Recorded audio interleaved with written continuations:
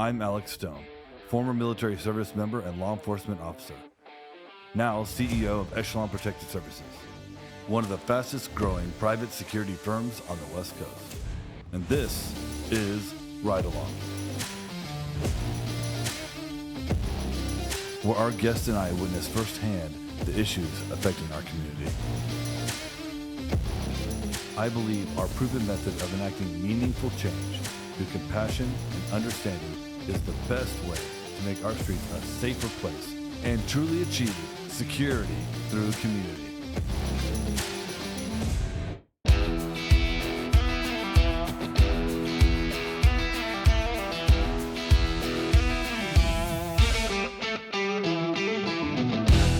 My name is Adam Schneider. I'm the COO of Sentinel Overwatch Services.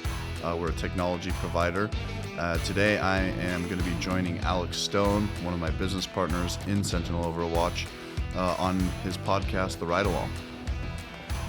Hey, what's up, man? We're security for the building. Could you do me a huge favor and not smoke in front of the door? Because they're going to end up calling any second, I guarantee you. Do you need anything? We got some water in the truck. Otherwise, I definitely would. Yeah. I carry a dog tiny food, little but water, but I don't have some wipes any and money, stuff. man. I'm sorry. I really appreciate it, bro. You got a couple cigarettes for you? All right, bro. My name's Alex. Appreciate it, bro. What's your dog's name? Arjuna? That'd be legit if Eddie Bauer made cigarettes. I guarantee you they'd be expensive as hell. No, I'd be bro. Awesome, man. Thank you. Appreciate it. Have a good day. We're on patrol. We're about to go to a site, and there's a guy smoking fentanyl right in the doorway of one of the property owner's building. So literally someone could have walked out. I mean, the door opens out, so they actually could have just knocked him right in the head. I mean, it's just unsafe, right? It's a fire exit, the whole deal, you know. So I just talked to the guy. I was like, hey, man, like, it's nothing personal, but I need you to not be actually in the doorway. I understand that, you know, you have drugs, whatever, you can legally carry drugs, but if you could not use them here, I'd really appreciate it. He had a dog with him. I gave him some water for him and his dog, and same thing for his buddy. So neither one of them really wanted anything else. They were both looked like they had just used, actually. They both seemed pretty high. And you know, to this point is that we stumbled across him just on our way to another site, right? Had we had Sentinel Overwatch deployed on this property, Correct, yes. we wouldn't have had to seen this in order to intervene, Yep. right? The technology would drive response from an officer to come intervene and assist, get him dog food, water. Exactly. So that's just one of the powers of what Sentinel can do. And so, yeah, I'm glad we were able to intervene. That's good. Today. So we are headed over to a property that has deployed SOS on it. Yep, we're gonna not mention the client. It's a national retail chain, national retailer, so it's a larger shop. And I guess there's a Labor Day strike, possibly teachers, I don't know. I know they're striking in the area right now. Support for the pros. So we're pulling up to the retail location. Again, you know, retail theft is a big deal. And so we're here to show just what SOS has the capability of doing for the client. We just passed the property that's running our software, and there was actually a guy out front loitering, and I just received the notification. Oh, nice. That's hilarious. So we were driving by the property.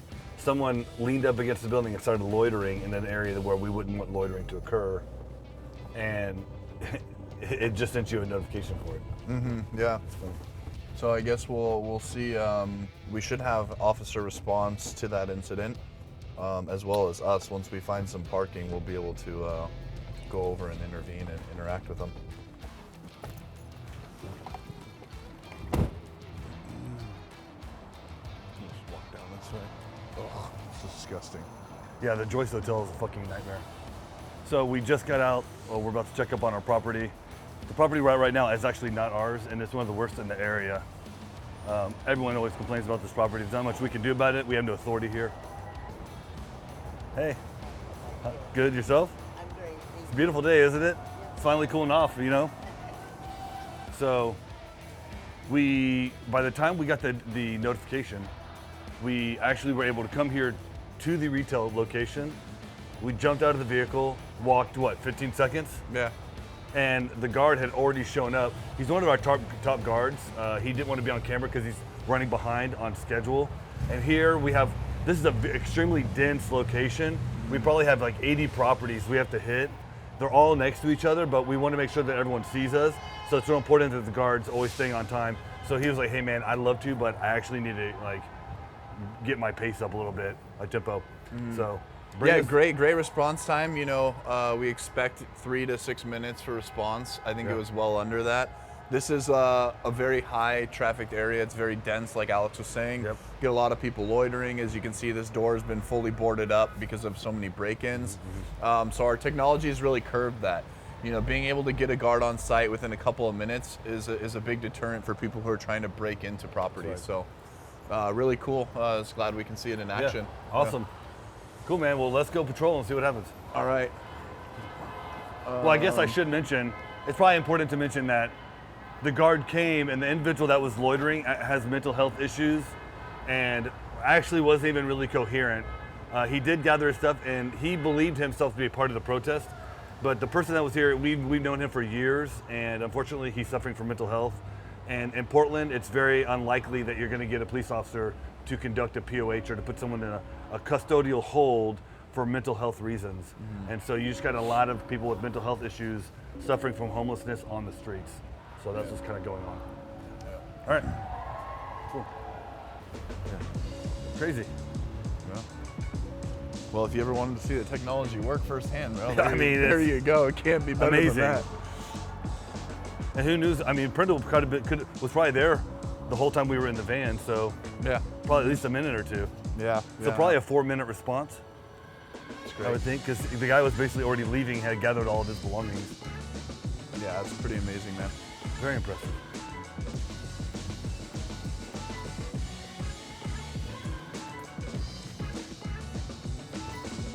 Ooh, man, seriously, like probably a 3.5, 4-minute response. The guard got it on their phone. That notification was already there. Super impressive, man. I mean, this is exactly why these small to medium, these 50,000 security companies across America need this technology, because it's going to make the time that the guard is spending patrolling, it's going to be much more effective, right? You're going to have an overall better security product. You're going to have a better margin per client, per contract, and you're going to deliver the right results. Yeah, absolutely. Amazing. Yep. Awesome. All right, well, let's patrol and see what happens. Thanks.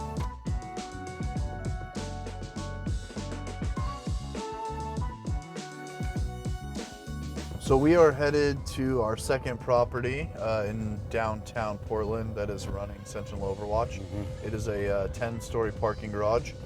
And here we're actually running some more advanced use case analytics for car prowling and catalytic converter theft.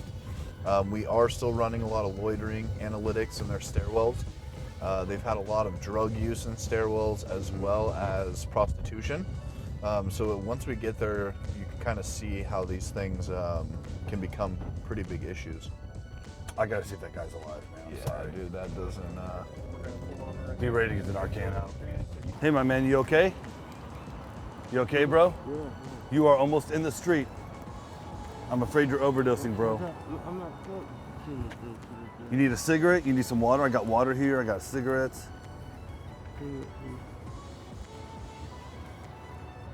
Are you smoking some fentanyl today, bro? Can you sit up for a second and drink some water? Your head is in the street. Yeah, you're not looking too good, bro. I'm not. My head, it's on my wrist.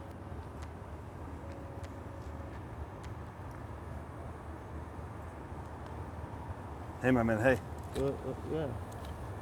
Yeah. Hey, bro. Just can you sit up for me? Oh, you rather not?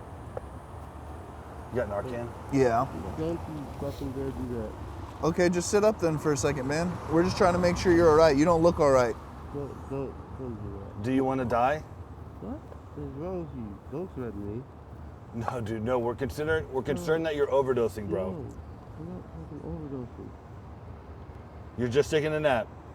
So what? This is a nap for you? A nap? Yeah, you're just napping? Oh, sleep. I'm trying to sleep. Trying to sleep. Okay, well, you're sleeping halfway off a curb into a street. You see what I'm saying? You're actually in a bicycle lane. I know. I'm not halfway off the street. I'm You're not on the. You're off a curb, bro. You're in a bicycle lane. I know what I am. I'm hold up. 30% of my body is there. What's your name? I can't. 30% of my body is in the right way.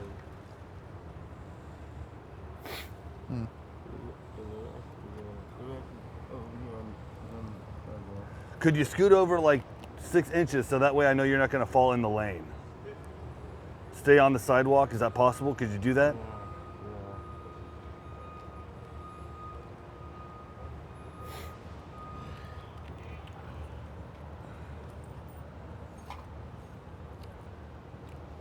I mean, he's talking enough to where I think that he's not going to overdose, but Yeah. still, it's fucking really. Sad, dude. Yeah. All right, man. We're gonna leave a bottle of water here for you, okay? But I want you to know, man. Like someone could come and hit you, okay? Yeah.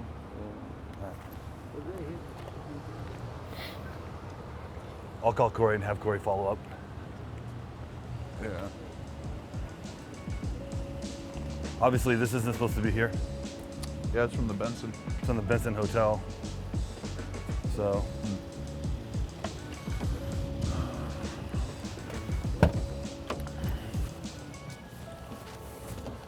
So we just jumped out. We're just driving. We're just trying to get to our next location.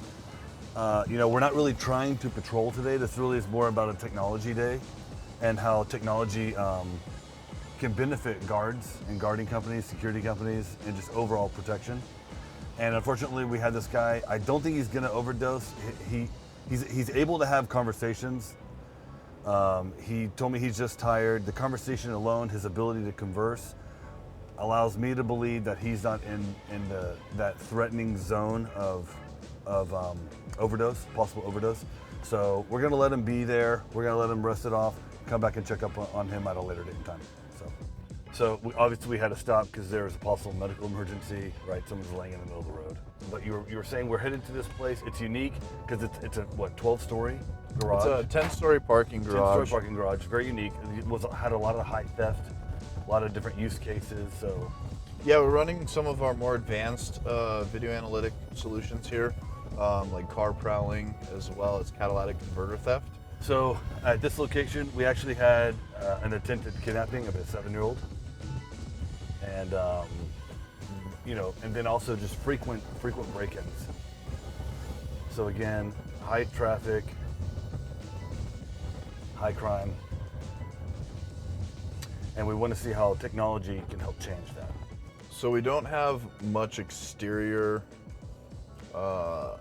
cameras on this property. It's one thing that they're looking to add to combat kind of the issue that we're seeing right here firsthand.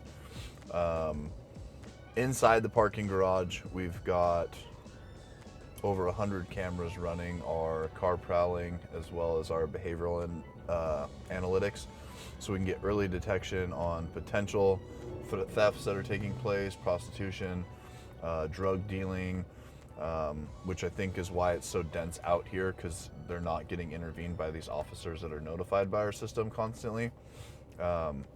So we'll point out some of the areas that we're targeting inside the parking garage, but a lot of the activity that stems on the interior is from this out here. So.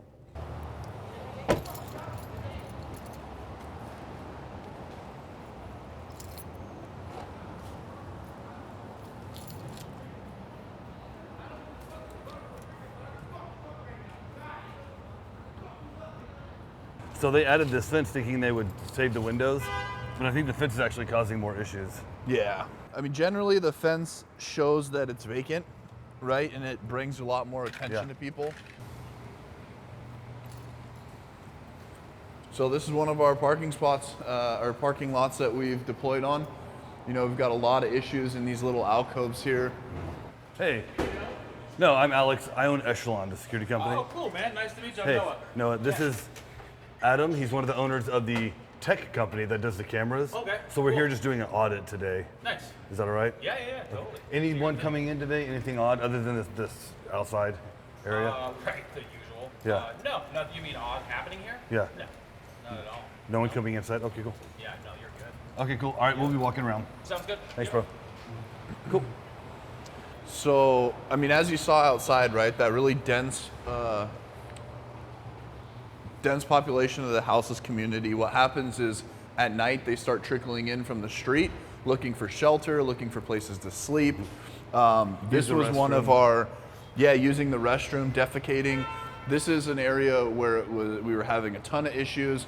At night, they would barricade themselves in these alcoves in the stairwells. As Alex pointed out earlier, when they hang garments, it's indicating that that they're working. We've stopped a lot of sex crimes happening in stairwells. You'll see panties hanging on the door handle. So this is just one of the areas we've deployed our software, and we've had a lot of success with kind of mitigating that and driving down the criminal activity, especially after hours. So we can check one of these stairwells. We encourage them to lock the entrance of the stairwell. That's good. And then, see? So this is locked now. You can see there's food and stuff left over in there. There's a crack on the window if someone's trying to break it to get in. Again, our software gets early detection on any tampering or behavior analytics that we'll send to the officer so we can intervene before this door is fully broken into. So if someone comes up and they're trying to mess with the Astral Guard and trying to pick a lock, we would pick up on that. Yeah, exactly. So, just had a lot of success here. It's nice to see that at least the inside of the garage is cleaned up pretty well. Yep. I just contacted the Loving One Another team and asked them to spend a couple hours at the front of this property today, just because it seems so inundated. It sounds like there's almost some people fighting over drugs when we pulled up. And so before we get any security response, I'd really like to give people the opportunity to get into a shelter, be de-escalated, feel important, like they're people, not just a security problem. So.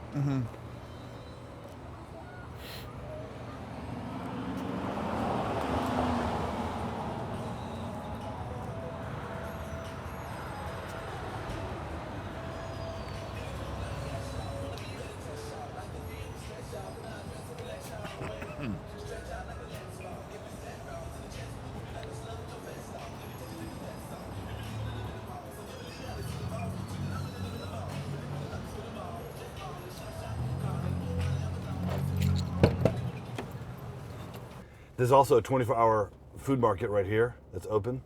So they're gonna get money, and when they need stuff they just go in here and buy it. That makes sense? Well, I mean, to Alex's point, right? The mini mart allows these guys that have subsidized programs like food stamps. They'll go in, they'll buy the drug dealers drinks or food, and then they'll use that as a trading piece to get their drugs. So generally, where there's a 24-hour market, you'll see large groups like this of a mix between dealers and users. We're adding cameras to the exterior of this property. Just across the street, there's a guy sleeping. He could be overdosing right there. You know what I mean? And people just drive and walk by, and no one cares. No one's checking on the guy. Even these people over here, who probably sold him the fentanyl that he's overdosing on, the guy right here. That's like the worst position you could be in to asphyxiate. And you can see his foil there with the. And it's like, it's just frustrating, I haven't once seen one police officer come by. Isn't littering a crime? Well, even open usage, right? They're supposed to be getting ticketed. Yep. When they passed Even Measure having a 110. tent, you're not supposed to have a tent on a sidewalk. During the day, it's actually a violation, and a second warning is actually a misdemeanor now. And there's nothing's going on here. And it's like, on some level, it's not okay to let people die on the street. It's just not okay. We have to get beyond the idea that extreme forms of liberty are somehow better for society. Like, children have to go to school, or they're truant, right? You know, we all have to follow some sort of guidelines about health and safety. You can't dance in the middle of the street. There's cars there, right? Like there's basic rules in society, and like letting people use heavy narcotics that lead to death. On some level, like you have to say no. It doesn't mean that people need to go to prison. It doesn't mean that we incarcerate everybody in America because they smoked pot one time when they were 12, right? But on some level, I mean, gosh, the madness has to be stopped, right? Yeah, absolutely. It's not safe for them. It's not safe for us. It's not safe for our kids. No, it's not. It's not I even mean, safe for- this is nice, right? This individual just stopped with the bike, check on that guy. He just set down a Sprite, you know, gave him a Sprite, making sure like, hey, you're okay. You know, so there is some level of companionship on the streets from the houseless people to each other. But yeah, it's tough to see. It's tough to watch.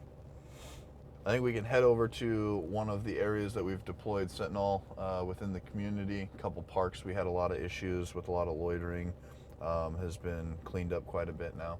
We don't have time to stay. I was gonna try to wait for Spencer and Leif, because they're both on today, to show up and just talk to the people, you know. But we don't have time. We're gonna go do our thing.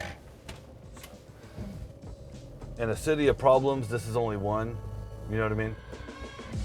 But at the end of the day, what breaks my heart, really. Like, not only is there human suffering and human tragedy here, but it's an environmental crime. The level of pollution that is occurring because of the policies in place. It's like, Oh, there's Spencer right oh, there he goes right there. So Loa's just showing up right now. I mean, it's horrific, the level of pollution. It's very unsanitary. It is. I mean, there's fentanyl, literally. I mean, there's hundreds of pieces of foil on the ground with fentanyl on it. Any kid could Just walk in one by block. and Just in touch a dog could sniff it and eat it and die. I mean, just in one block, you have 100 pieces of foil on the ground, you know? And it's really sad. So.